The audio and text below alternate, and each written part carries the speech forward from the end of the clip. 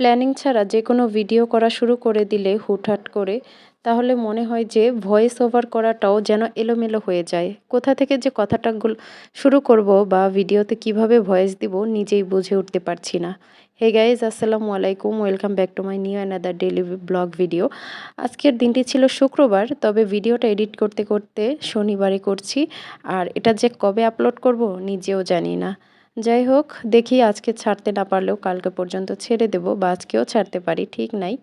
তো দেখতেই পাচ্ছেন ভিডিওর শুরুতে আমি কতগুলো ডিম এখানে ভেজে নিলাম, হালকা করে ফ্রাই করেছি, কারণ হচ্ছে ডিমের কোরমা তৈরি করব। আর এখানে কিছুটা পরিমাণে হচ্ছে চিংড়ি মাছ ভেজে নিচ্ছি প্যানের মধ্যে। চিংড়ি মাছগুলা নারিকেল বাটা দিয়ে ভুনা করব পেঁয়াজের মধ্যে। আর এই দুইটা খাবারই খেতে কিন্তু বেশ মজা লাগে। আর এই দুটা রান্নার আগে আমি হচ্ছে দুইটা সোনালী মুরগি এখানে রান্না করে ফেলেছি, মানে কষিয়েছি, যেটা হচ্ছে ভিডিওই করি নাই। ওই যে বললাম না, প্ল্যানিং ছাড়া ভিডিও শুরু করে দিলে পুরো ভিডিওটাই এলোমেলো হয়ে যায়, আর কি রেখে কি বলবো সেটাও বুঝে উঠতে পারছি না। এখন অনেকের মনে প্রশ্ন জাগতে পারে, এত মজার মজার খাবারগুলো কেন রান্না করছি? হয়তোবা আমার কুকিং ভিডিওতে এক রকমের বা দুই রকমের তরকারিটাই দেখানো হয়, আজকে কেন এতগুলো খাবার মানে রান্না করে দেখাচ্ছি? এই তো আজকে হচ্ছে বাসায় মেহমান আসবে বা নিজেদের কিছু ভালোবাসার মানুষ আসবে, যে কারণে রান্না বান্না করব। মেয়েদের জীবনটা না কেমন যেন অদ্ভুত। বিয়ে হয়ে গিয়েছে বলে মেয়ের বাড়িতে মা আসবে, তাই মাকেও মেহমান বলে সম্মান জানাতে হয়, তাই না? কেমন জানি ব্যাপারটা। যাই হোক, আজকে হচ্ছে মা আসতেছে, আর আসতেছে ভাই, ভাইয়ের বউ, এজন্য কিছুটা রান্না করছি। শাশুড়ি বৌমা মিলে সকাল থেকে রান্নার আয়োজন শুরু করেছি। নারিকেল বাটা দিয়ে চিংড়ি মাছ রান্নাটা আমি এর আগেও আপনাদের দেখিয়েছি, এজন্য আজকে আর রেসিপিটা বললাম না। কিন্তু আজকে কুরমা বানাবো, ডিমের কুরমা। এটা হচ্ছে আমি আজকে ফার্স্ট টাইম রান্না করছি। আসলে এর আগে খাওয়া হয়েছে মায়ের হাতের বা শাশুড়ি মায়ের হাতে, কখনো নিজে রান্না করা হয়নি, কারণ নতুন নতুন সংসার শুরু করেছি। কয়েকদিন যাবতই তো রান্না শুরু করেছি, এতদিন তো শাশুড়ি মাই রান্না করে খাইয়েছেন।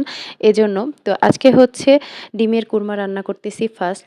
তবুও আবার শাশুড়ি মা পাশে দাঁড়িয়ে শিখিয়ে দিচ্ছেন এবং হেল্প করতেছেন। পেঁয়াজ এবং কাঁচামরিচ আমি ব্লেন্ড করে তেলের মধ্যে দিয়ে দিলাম। প্রথমে দিয়েছিলাম গরম মশলা, যেমন দারচিনি, এলাচ, এগুলো।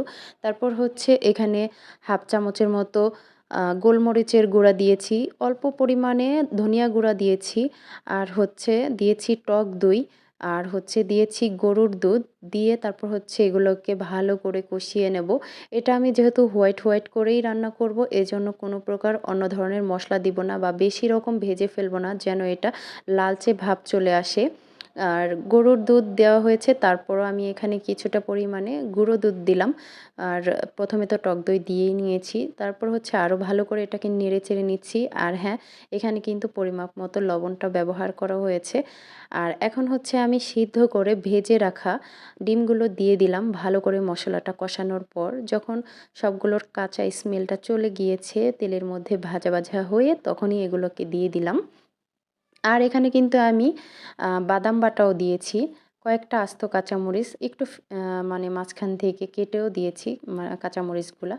আর দিয়ে তারপর হচ্ছে নেড়ে চেড়ে নিচ্ছি। আর ডিমগুলোকেও আমি হালকা করে ফ্রাই করেছি, যেন লালচে ভাব না হয়ে যায়, একটু হোয়াইট হোয়াইটই থাকে, কারণ ডিমের কোরমাটা হোয়াইট করে খেতেই ভালো লাগে। আর এই তো ঢাকনা দিয়ে ঢেকে পর্যাপ্ত পরিমাপে পানি দিয়ে আমি এটাকে এখন রান্না করে নিচ্ছি। আরও অনেক কিছুই এখানে অ্যাড করা যায়, বা অনেকেই অনেক কিছু অ্যাড করে রান্না করে, তবে আমরা কিন্তু এভাবেই খাই। ব্যাক ক্যামেরায় আমি কিছুটা পরিমাণে সস দিয়েছিলাম, টমেটো সস, মনে হচ্ছিল দিলে একটু স্বাদটা বাড়বে বা ভালো লাগবে খেতে।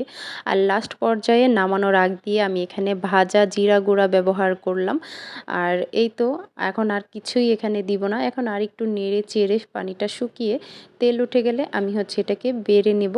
আমার আজকের মতো কোরমা রান্না কমপ্লিট হয়ে গিয়েছে।